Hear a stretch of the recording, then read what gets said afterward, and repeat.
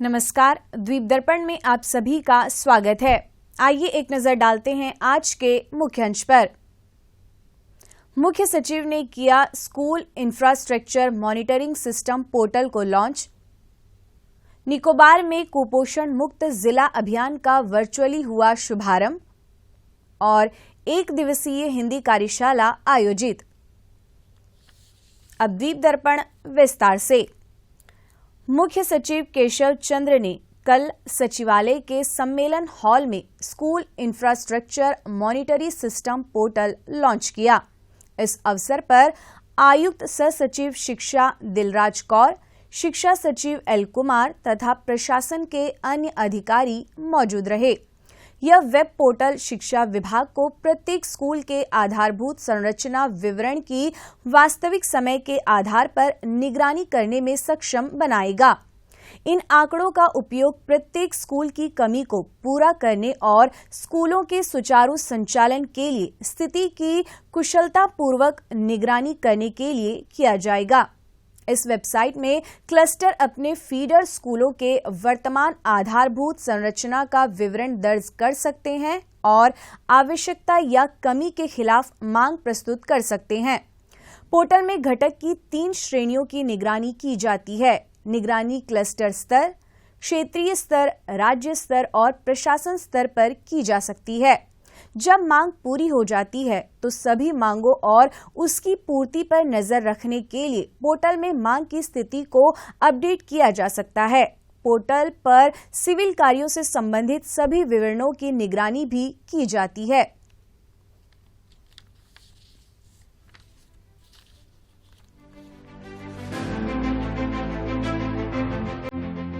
अंडमान तथा निकोबार द्वीप समूह के सुदूर उत्तर में डिगलीपुर से सुदूर दक्षिण में कैंबल बे तक कुल 327 सरकारी विद्यालय विद्यमान हैं। इन द्वीपों की विशिष्ट भौगोलिक परिस्थितियों के कारण स्कूलों में बुनियादी सुविधाएं उपलब्ध कराना एक जटिल कार्य है। इन चुनौतियों को दूर करने के लिए शिक्षा विभाग ने एक महत्वपूर्ण पहल करते हुए school infrastructure monitoring system SIMS portal विकसित किया, जो द्वीपों के प्रत्येक सरकारी विद्यालयों के बुनियादी ढांचों की निगरानी करने में सहायक सिद्ध होगा। इन आंकड़ों का उपयोग प्रत्येक स्कूल में मूलभूत सुविधाओं को उपलब्ध करवाने और इनकी कुशलतापूर्वक निगरानी द्वारा स्कूलों के सुचारू संचालन के लिए किया जाएगा। इस पोर्टल पर प्रत्येक माह के पहले सप्ताह में ब्लॉक एवं क्लस्टर स्तर पर प्रत्येक स्कूल बुनियादी ढांचे की उपलब्धता के आंकड़े व विवरण दर्ज कर सकते हैं और आवश्यकता अथवा कमी के अनुसार रिक्विजिशन प्रस्तुत कर सकते हैं। विद्यालयों द्वारा रिक्विजिशन प्राप्त होने के बाद संबंधित डीओ कार्यालय तथा शिक्षा निदेशालय द्वारा एक्शन प्लान तैयार करके संबंधित आंकड़ों को पोर्टल पर फीड किया जाता है। पोर्टल द्वारा 3 श्रेणियों की निगरानी की जाती है, जैसे सिविल इंफ्रास्ट्रक्चर, मानव संसाधन और आईटी इंफ्रास्ट्रक्चर। सिविल इंफ्रास्ट्रक्चर श्रेणी के तहत classrooms, toilets, CCTVs, desk, benches, पेयजल सुविधाएं इत्यादि के आंकड़े।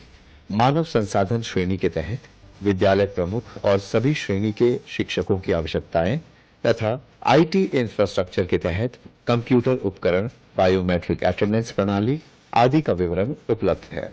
इस पोर्टल में स्कूल सुविधाओं की स्थिति के बारे में त्वरित जानकारी के लिए सभी 3 श्रेणियों के विजुअल डैशबोर्ड का भी प्रावधान है। पोर्टल पर सिविल कार्यों से संबंधित डैशबोर्ड में सभी विवरणों की निगरानी प्रभावी रूप से की जा सकती है, जैसे कि अनुमान चरण, तकनीकी स्वीकृति, प्रशासनिक और व्यय स्वीकृति, निविदा, कार्य प्रगति और कार्य पूर्ति। इससे विभाग को काम की प्रगति पर आसानी से नजर रखने में मदद मिलती है। इन रिक्विजिशंस के आधार पर विद्यालयों के लिए केंद्रीय खरीद की प्रभावी प्लानिंग को समयबद्ध रूप से क्रियान्वित की जा रही है। टीचर्स डैशबोर्ड में स्कूलों में शिक्षकों की उपलब्धता और अधिशेष अथवा कमी की नियमित निगरानी भी की जा रही है, जिससे भर्ती प्रक्रिया व पोस्टिंग की सही प्लानिंग की जा सकती है। योजना अनुसार मांगों की पूर्ति हो जाने पर पोर्टल पर इसकी जानकारी को अपडेट किया जा सकता है ताकि सभी मांगों और उनकी पूर्ति पर नजर रखी जा सके। निगरानी विद्यालय स्तर, क्लस्टर स्तर, क्षेत्रीय स्तर, राज्य स्तर और प्रशासनिक स्तर पर की जा रही है। शिक्षा सदन पोर्ट ब्लेयर में इसके लिए प्रशिक्षित टीम कार्यरत है। इस पोर्टल को विद्या समीक्षा केंद्र के साथ भी एकीकृत किया जा रहा है, जिससे राज्य स्तर पर स्कूलों में बुनियादी ढांचों की उपलब्धता सुनिश्चित करने और प्रभावशाली ढंग से निगरानी करने की प्रक्रिया सशक्त होगी। इस प्रकार सिम्स पोर्टल विद्यालयों में बुनियादी अवसंरचनाओं को सुनिश्चित करते हुए शिक्षण की गुणवत्ता को महत्वपूर्ण आधार प्रदान करने में सहायक सिद्ध होगा।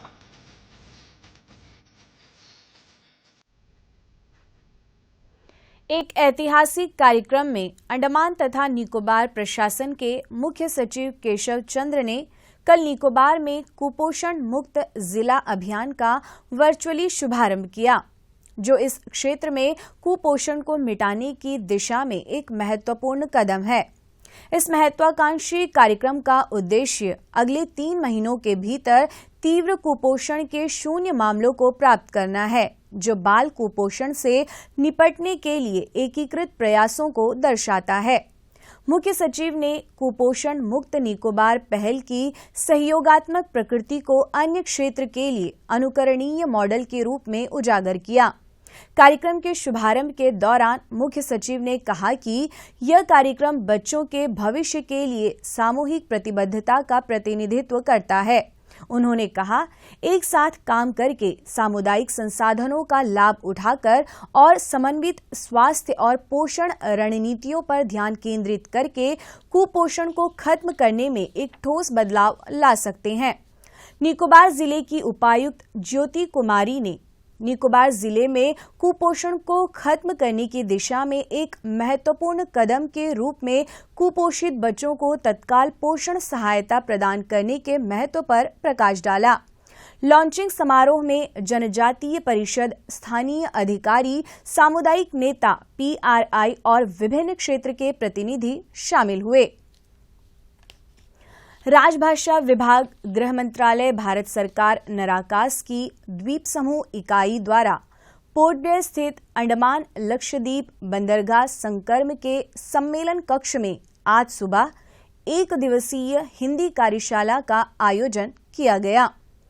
इस अवसर पर ALHW के उप मुख्य अभियंता D सत्यमूर्ति मुख्य अतिथि थे तथा क्षेत्रीय नगर राजभाषा क्रियान्वयन कार्यालय, पूर्वी क्षेत्र कोलकाता के सहायक निदेशक राजभाषा निर्मल कुमार दुबे एवं नराकास के सचिव राजेंद्र इंदवार ने विशिष्ट अतिथि के रूप में कार्यक्रम की अध्यक्षता की। कार्यक्रम का आरंभ राजभाषा विभाग सचिवालय के हिंदी टंकण प्रशिक्षक आनंद राज के स्वागत भाषण के साथ हुआ। कार्यक्रम में मुख्य अतिथि एवं विशिष्ट अतिथियों का अभिनंदन अंग वस्त्र और स्मृति चिन्ह भेंट कर किया गया। इस कार्यशाला में पोर्ट ब्लेयर और बाहरी द्वीप समूह स्थित कार्यालयों, विद्यालयों के अतिरिक्त गैर सरकारी एवं स्वायत्तशासी निकायों के अधिकारियों और कर्मचारियों ने बढ़ चढ़कर भाग लिया। कार्यशाला के आरंभ में नराकास के सचिव राजेंद्र इंदवार ने मुख्य अतिथि एवं विशिष्ट अतिथियों का स्वागत करते हुए कार्यशाला की कार्यसूची और कार्यशाला के दौरान जिन विषयों की जानकारी दी जानी है उसके विषय में विस्तार पूर्वक बताया।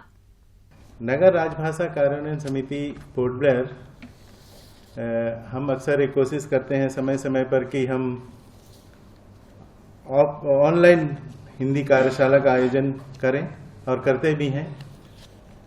क्योंकि उसमें ज़्यादा लोग को हम जोड़ नहीं पाते हैं, तो हमारा यह मानना है कि हम एक ऑफलाइन कार्यशाला भी आयोजित करें जो पूर्ण दिवसीय हो, एक पूरे दिन के लिए हो, जिसमें आपके हर एक शंकाओं का इस कार्यशाला में समाधान हो सके।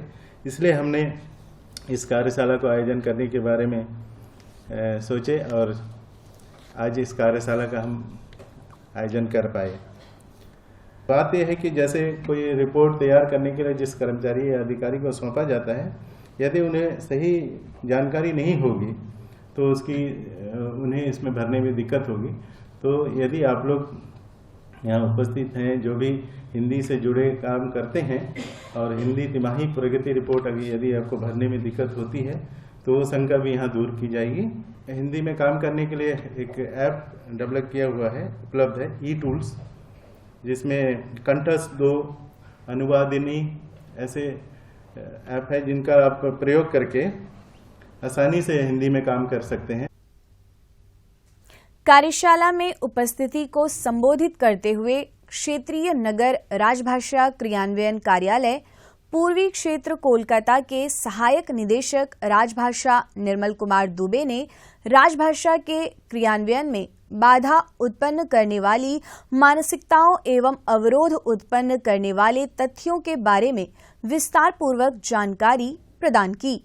इस कार्यशाला में हम तमाम बिंदुओं पर चर्चा करेंगे जो कि राजभाषा कार्यान्वयन को बढ़ाने में आपको मदद करेगा, उसको और गति देने में मदद करेगा और हम सबके लिए बड़े गर्व की बात होनी चाहिए, क्योंकि इस संविधान में इस भाषा को लेकर के जो एक नई सोच के साथ एक संकल्पना की गई थी कि हमारे देश की एक ऐसी भाषा हो जो कि हमारे सरकारी कार्यालयीन कामकाज की भाषा हो, प्रशासन की भाषा हो और हमारी अपनी भाषा, ये हमारी अस्मिता से जुड़ी हुई भाषा है। और हम किसी बाहरी विदेशी भाषा पर आश्रित रह करके हम जो कुछ भी कार्यालयीन कामकाज करते हैं वो हमारी एक फॉर्मेलिटी की तरह है, उसमें हमारी कोई अपनी पहचान या कह सकते हैं कि कोई मौलिक सोच उसमें नहीं आ सकती।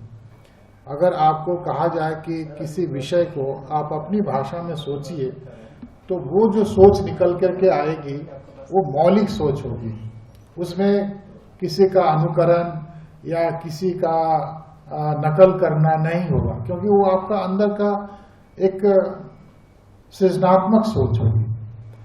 तो भाषा में ये आज़ादी अगर आपको मिल जाए कि आप अपनी तरह से जो भी इस विषय को लेकर सोच रहे हैं वो आप लिखिए, कीजिए, तो आप बहुत ही एकदम स्वतंत्र ढंग से उसको अलग नजरिए से सोचेंगे और वही एक मौलिक सोच होगी जो दूसरों से भिन्न होगी। ये हमें आज की स्थिति में सरकार भी सोच रही है कि हमें जो है अब सृजनात्मक ढंग से कार्य करने हैं, मौलिक रूप से कुछ सोचना है, क्योंकि जो आज भारत की जो अर्थनीति है या प्रौद्योगिकी क्षेत्र में जो विकास की बात कर दे कि हम लोग आत्मनिर्भर भारत हों, तो आत्मनिर्भरता के लिए जो हमारे अंदर एक इन्वेंशन आविष्कार की जो गुण होते हैं वो भाषा में उसकी भूमिका बड़ी महत्वपूर्ण है। अगर किसी मातृभाषा में या भाषाई आज़ादी में यदि हम उस विषय को लेकर के काम करेंगे तो निश्चित रूप से वो एक भिन्नता आएगी और वो एक नई सोच के साथ उभरेगी। ये बड़े विद्वानों ने सोचा है और आज के समय की जो नई शिक्षा नीति आ रही है वो इसी पर आधारित है कि हम प्राथमिक स्तर पर जो बेसिक हमारा प्राइमरी एजुकेशन है वहाँ पर बच्चों के अंदर हम जबरन किसी भाषा को बाध्य नहीं करेंगे कि नहीं इसी में तुम पढ़ो, लिखो, काम करो। वो जो घर में बोलता है, अपने माता पिता के साथ बोलता है, खेलता कूदता है तो जो बोलता है वो जो बातचीत की उसकी भाषा होगी, उसके हंसने खेलने की जो भाषा होगी, उसी भाषा में वो अगर पढ़ेगा तो एक नई ऊर्जा के साथ, एक नई सोच के साथ वो उभरेगा। इस एक दिवसीय पूर्णकालिक हिंदी कार्यशाला में मुख्य अतिथि के रूप में उपस्थित ALHW के उप मुख्य अभियंता सत्यमूर्ति ने राजभाषा की विकास यात्रा पर कई महत्वपूर्ण जानकारी उपस्थिति के साथ साझा किया। देश इंडिया या भारत, हम लोग बोलता है एक सब कॉन्टिनेंट बोलने से क्या मीनिंग है? Meaning continent. कॉन्टिनेंट बोलने से डिफरेंट भाषा है, डिफरेंट कल्चर है। हमारा क्या प्रॉब्लम है, बेसिकली वो एक लैंग्वेज का पूरा देश में इम्प्लीमेंट कर नहीं सकता। और इंडिपेंडेंस का टाइम ये क्या हमारा देश का ऑफिशियल लैंग्वेज क्या डिक्लेयर करेगा, बहुत चर्चा होगा, बहुत पार्लियामेंट में भी चर्चा होगा। हमारा उत्तर भारत से सभी बोला हिंदी का इम्प्लीमेंट करेगा देश का लैंग्वेज। नेहरू ने उसीलिए वो हिंदी का इम्प्लीमेंट करने के लिए बहुत सपोर्ट किया। लेकिन दक्षिण भारत से नेता सब सर्वपल्ली राधाकृष्णन, राजगोपालाचार्य और बहुत सभी ने उसका मना किया। एक लैंग्वेज पूरा एरिया में हम लोग पूरा देश में इम्प्लीमेंट नहीं कर सकता वो। फिर एक कमेटी बना के डिस्कस किया। वो कमेटी में मेंबर्स था, उसमें डॉक्टर B.R. अम्बेडकर भी एक मेंबर था। वो अम्बेडकर ने बताया वो एक ऑर्डिनेंस बनाएगा। वो ऑर्डिनेंस बनाने से वो तो डेफिनेटली वो इम्प्लीमेंट करना पड़ेगा। कोई भी आप लाइक करो डिसलाइक करो वो बात नहीं है, वो इम्प्लीमेंट करना पड़ेगा। लेकिन सभी दक्षिण भारत से नेता लोग तो मना किया, उसका अपोज किया। फिर वो आइडिया नेहरू ने छोड़ दिया। भारत का संविधान में आर्टिकल 343 इंट्रोड्यूस किया। वो ऑफिशियल लैंग्वेज और राजभाषा है हिंदी रहेगा। लेकिन पहला 15 साल तक अंग्रेजी चलेगा। वो टाइम कुछ हिंदी का डेवलप करके फिर बाद में वो हिंदी का इम्प्लीमेंट करेगा बोल के वो आर्टिकल 343 में लेके आया। 345 में सभी स्टेट्स का अधिकार दिया। वो अपना अपना रीजन में कौन सा लैंग्वेज में बात करता मेजॉरिटी लोग, वो लैंग्वेज वो लोग ऑफिशियल लैंग्वेज स्टेट के लिए यूज कर सकता बोल के ये दो इम्पोर्टेंट आर्टिकल है हमारा संविधान में। ये कार्यक्रम आपका बहुत यूजफुल हो जाएगा। कार्यशाला का आरंभिक सत्र का समापन सचिवालय के राजभाषा विभाग के अनुवाद अधिकारी अजय सिंह के धन्यवाद ज्ञापन के साथ किया गया।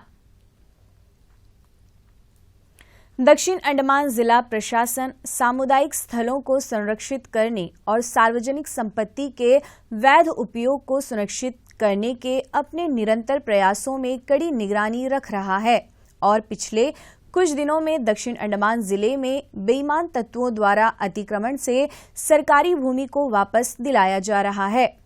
धनी खाड़ी गांव में जल आपूर्ति योजना स्थल पर बेदखली अभियान दूसरे दिन भी जारी रहा। अतिक्रमित क्षेत्र पर खड़े सुपारी के पेड़ों को काटा गया। कुल 4000 वर्ग मीटर क्षेत्र को उसकी सामान्य स्थिति में बहाल किया गया और सरकारी खाते में लाया गया। दक्षिण अंडमान के उपायुक्त ने आम जनता को सरकारी भूमि पर अतिक्रमण करने से बचने के लिए आगाह किया और कहा कि जिला प्रशासन सरकारी भूमि पर अतिक्रमण के प्रति शून्य सहिष्णुता रखता है और अतिक्रमणकारियों के खिलाफ कानून के नियम को बनाए रखेगा तथा अतिक्रमणकारियों का समर्थन करने वालों पर कड़ी कार्रवाई की जाएगी। द्वीप दर्पण की अगली कड़ी इस ब्रेक के बाद।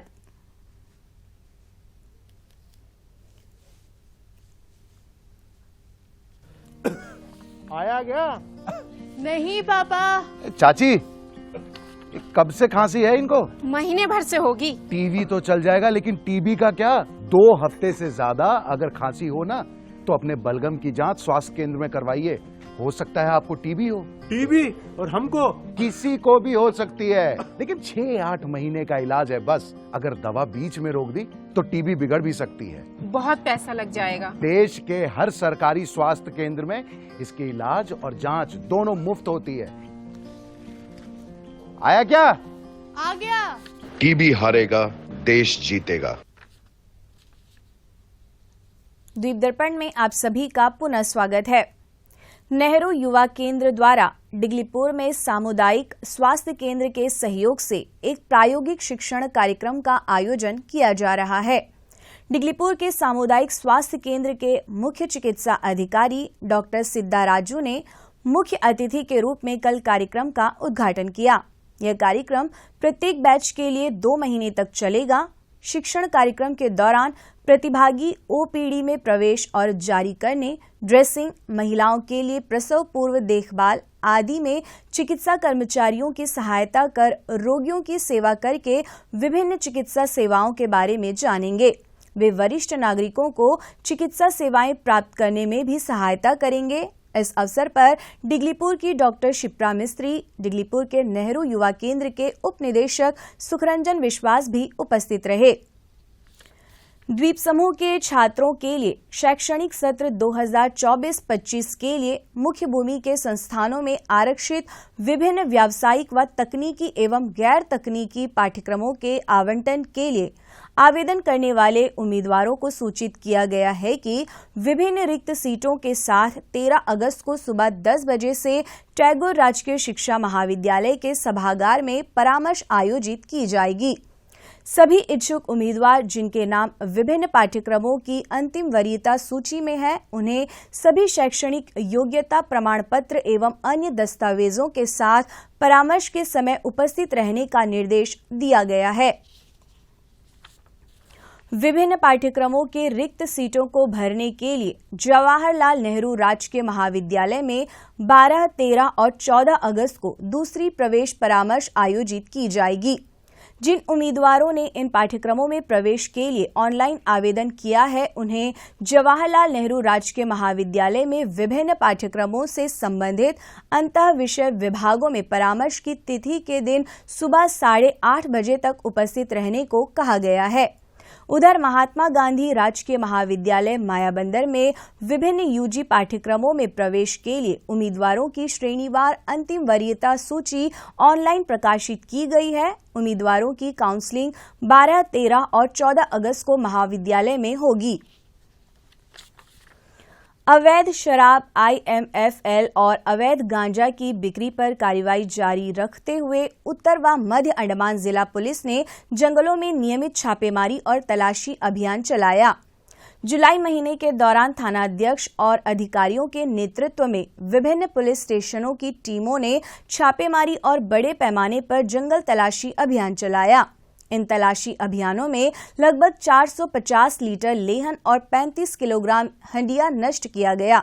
साथ ही आबकारी विनियमन के तहत 28 मामले दर्ज किए गए हैं, जिसमें विभिन्न मात्राओं की 178 IMFL बोतलें जब्त की गई है और 28 लोगों को गिरफ्तार किया गया है। आम जनता से अनुरोध किया गया है कि वे किसी भी अपराध या अवैध गतिविधियों से संबंधित कोई भी विश्वसनीय जानकारी अपने नजदीकी पुलिस स्टेशन या फोन नंबर 100-112 और 03192-273344 पर दें। अंतर्द्वीपीय जलयान यात्रा संबंधी सूचना। MV लॉन्ग आइलैंड, स्वराज द्वीप और लॉन्ग आइलैंड होते हुए रंगत की यात्रा पर कल सवेरे 6 बजे पोर्ट ब्लेयर से प्रस्थान करेगा और इसकी वापसी कल ही दोपहर 12 बजे उन्हीं रास्तों से होते हुए पोर्ट ब्लेयर के लिए होगी। MV जॉली बॉय स्वराज द्वीप की यात्रा पर कल सवेरे 6:30 बजे पोर्ट ब्लेयर से प्रस्थान करेगा और इसकी वापसी कल ही सवेरे 9 बजे स्वराज द्वीप से पोर्ट ब्लेयर के लिए होगी। MV बाराटांग शहीद द्वीप की यात्रा पर कल सवेरे 6:30 बजे पोर्ट ब्लेयर से प्रस्थान करेगा और इसकी वापसी कल ही सवेरे 8:45 पर शहीद द्वीप से पोर्ट ब्लेयर के लिए होगी।